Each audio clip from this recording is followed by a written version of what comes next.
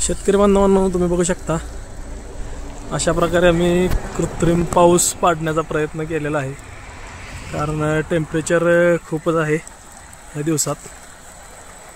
पूर्णपणे एकदम इथे आल्यानंतर थंड असल्याचं फिलिंग येते.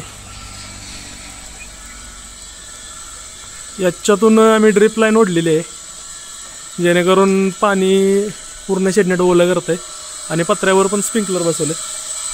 त्या मोटरच्या साहाय्यानं आम्ही असं पाणी वर सोडलेलं आहे.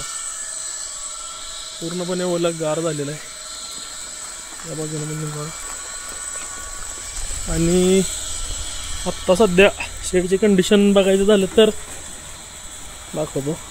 चंद्रिका पडलेल्या आहेत आमच्या शेडवर. यावेळेस बॅच जरा छोटी घेतलेली आहे.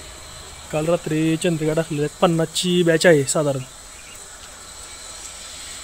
मी बघा थोड्याफार आळ्या वर चढलेल्या आहेत.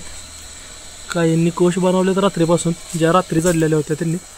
आणि शेडमध्ये आल्यानंतर एकदम असं थंड, बाहेरच्या टेम्परेचरपेक्षा एक थोडाफार फरक आपल्याला दिसून येतो इथं. नाहीतर काय होतं, जास्त टेम्परेचर जर झालं तर तुमची आळी वरच येत नाही, पाल्याच्या आड दडून राहते. त्यामुळं कोश तयार होत नाहीत, पाल्यात कोश तयार होतात. त्यामुळं अशा पद्धतीनं आम्ही पूर्णपणे ओलावा करायचा प्रयत्न केलेला आहे.